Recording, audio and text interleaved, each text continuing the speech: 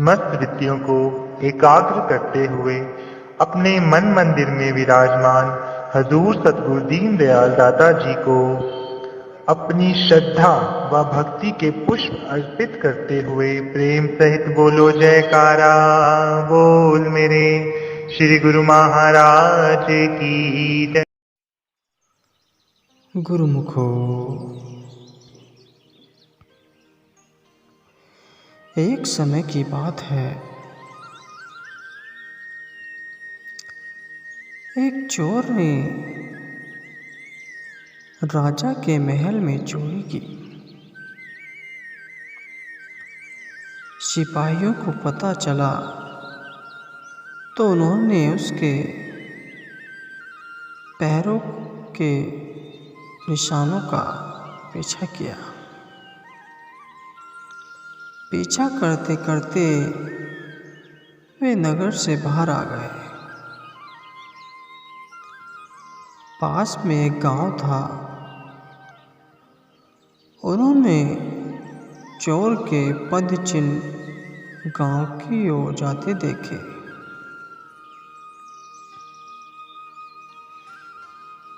गांव में जाकर उन्होंने देखा कि एक जगह संत सत्संग कर रहे हैं और बहुत से लोग बैठकर सुन रहे हैं। चोर के पद चिन्ह भी उसी ओर जा रहे थे। सिपाहियों को संदेह हुआ कि चोर भी सत्संग में लोगों के बीच बैठा होगा। वे वहीं खड़े रहकर उसका इंतजार करने लगे। सत्संग में संत कह रहे थे, जो मनुष्य सच्चे हृदय से भगवान की शरण चला जाता है, भगवान उसके संपूर्ण पापों को माफ कर देते हैं। गीता में भगवान ने कहा है, सर्वधर्म परित्याजम मामेकं शरणं व्रज। अहम त्वा सर्व पापभ्यो मोक्षयामि मा शुचि। अर्थात संपूर्ण धर्मों को, अर्थात संपूर्ण कर्तव्य कर्मों को मुझ में त्याग कर तू केवल एक मुझ सर्वशक्तिमान सर्वाधार परमेश्वर की ही शरण में आ जा। मैं तुझे संपूर्ण पापों से मुक्त कर दूंगा। तू शोक विलास मत कर।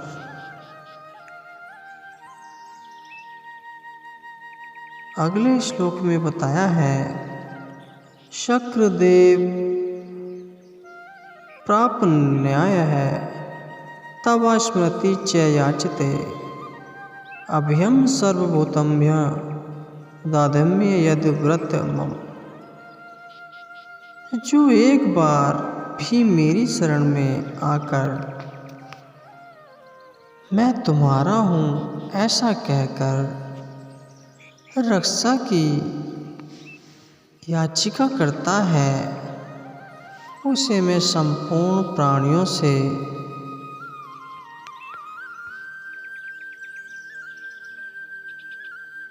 अभय कर देता हूँ। यह मेरा व्रत है। इसकी व्याख्या करते हुए संत श्री ने कहा, जो भगवान का हो गया उसका मानो दूसरा जन्म हो गया। अब वह पापी नहीं रहा, साधु हो गया।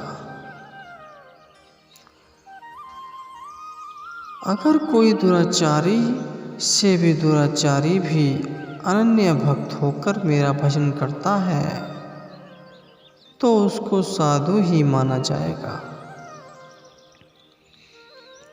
कारण कि उसने बहुत अच्छी तरह से निश्चय कर लिया है कि परमेश्वर के भजन के समान अन्य कुछ भी नहीं। चोर वहीं बैठा सब सुन रहा था। उस पर सत्संग की बातों का बहुत असर पड़ा।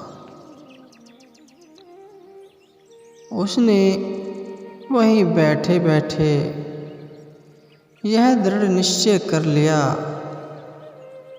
कि अभी से मैं भगवान की शरण लेता हूँ। अब मैं कभी चोरी नहीं करूँगा। मैं भगवान का हो गया। सत्संग समाप्त हुआ। लोग उठकर बाहर जाने लगे। बाहर राजा के सिपाही चोर की तलाश में थे।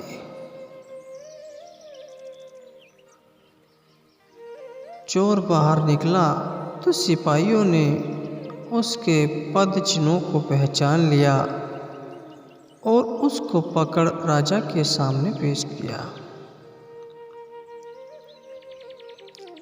राजा ने चोर से पूछा, इस महल में तुम्ही ने चोरी की है ना? सच सच बताओ,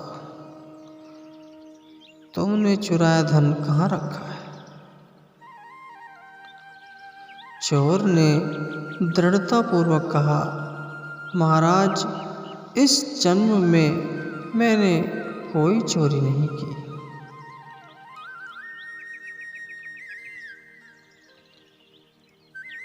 सिपाही बोला, महाराज, यह झूठ बोलता है। हम इसके पद चिन्हों को पहचानते हैं। इसके पद चिन्ह चोर के पद चिन्ह से मिलते हैं। इससे साफ सिद्ध होता है कि चोरी इसी ने की है। राजा ने चोर की परीक्षा लेने की आज्ञा दी, जिससे पता चले कि वह झूठ है या सच। चोर के हाथ पर पीपल के 2.5 पत्ते रखकर उसको कच्चे सूत से बांध दिया गया। फिर उसके ऊपर गर्म करके लाल किया हुआ लोहा रखा, परंतु उसका हाथ जलना तो दूर रहा, सूत और पत्ते भी नहीं जले। लोहा नीचे जमीन पर रखा तो वह जगह काली हो गई। राजा ने सोचा कि वास्तव में इसने चोरी नहीं की, यह निर्दोष है। अब राजा सिपाहियों पर बहुत नाराज हुआ कि तुम लोगों ने एक निर्दोष पुरुष पर चोरी का आरोप लगाया है। तुम लोगों को दंड दिया जाएगा। यह सुनकर चोर बोला, नहीं महाराज, आप इनको दंड न दें। इनका कोई दोष नहीं है। चोरी मैंने ही की थी। राजा ने सोचा कि यह साधु पुरुष है, इसलिए सिपाहियों को दंड से बचाने के लिए चोरी का दोष अपने सिर पर ले रहा है।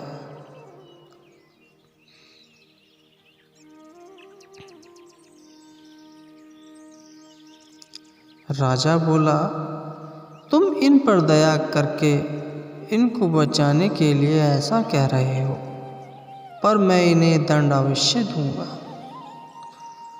चोर बोला, महाराज, मैं झूठ नहीं बोल रहा हूँ। चोरी मैंने ही की थी।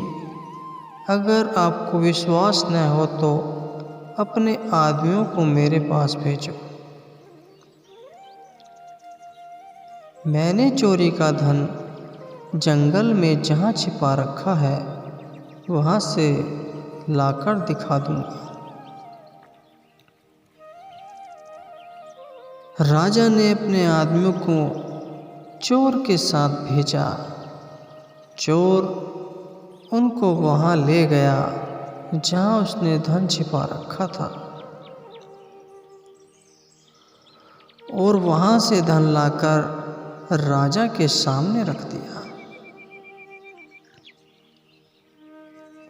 यह देखकर राजा को बड़ा आश्चर्य हुआ।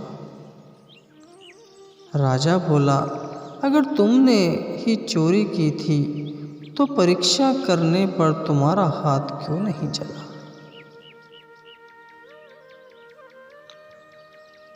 तुम्हारा हाथ भी नहीं जला और तुमने चोरी का धन भी लाकर दे दिया। यह बात हमारी समझ में नहीं आ रही है। ठीक ठीक बताओ, बात क्या है? चोर बोला, महाराज, मैंने चोरी करने के बाद धन को जंगल में छिपा दिया और गांव में चला गया। वहाँ एक जगह सत्संग हो रहा था। मैं वहाँ जाकर लोगों के बीच बैठ गया। सत्संग में मैंने सुना कि जो भगवान की शरण लेकर पुनः पाप न करने का निश्चय कर लेता है उसको भगवान निःशब पापों से मुक्त कर देते हैं। उसका नया जन्म हो जाता है। इस बात का मुझ पर असर पड़ा और मैंने दृढ़ निश्चय कर लिया कि अब मैं कभी चोरी नहीं करूंगा। अब मैं भगवान का हो गया हूं कि अब मैं कभी चोरी नहीं करूंगा। इसलिए तब से मेरा नया जन्म हो गया। इस जन्म में मैंने कोई चोरी नहीं की, इसलिए मेरा हाथ नहीं जला। आपके महल में मैंने जो चोरी की थी वह तो पिछले मैंने जन्म में की थी। कैसा दिव्य प्रभाव है, कैसा दिव्य प्रभाव है सत्संग का। मात्र कुछ क्षण के सत्संग ने चोर का जीवन ही पलट दिया।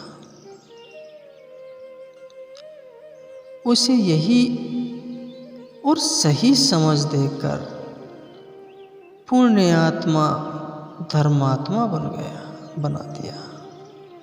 चोर सत्संग वचनों में दृढ़ निष्ठा से कठोर परीक्षा में सफल हो गया और उसका जीवन बदल गया। राजा उससे प्रभावित हुआ, प्रजा से भी वह सम्मानित हुआ और प्रभु के रास्ते चलकर प्रभु कृपा से उसने परम पद को पा लिया।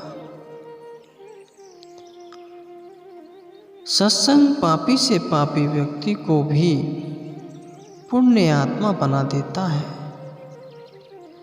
जीवन में सत्संग नहीं होगा तो आदमी कुसंग जरूर करेगा।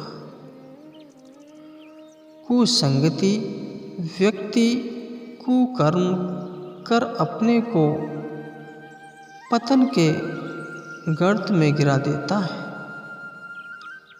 लेकिन सत्संग व्यक्ति को पार उतार देता है और महान बना देता है।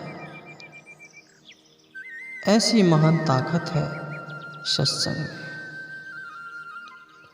आज का सत्संग कैसा लगा? वीडियो को लाइक करें, कमेंट करें और चैनल को सब्सक्राइब करें।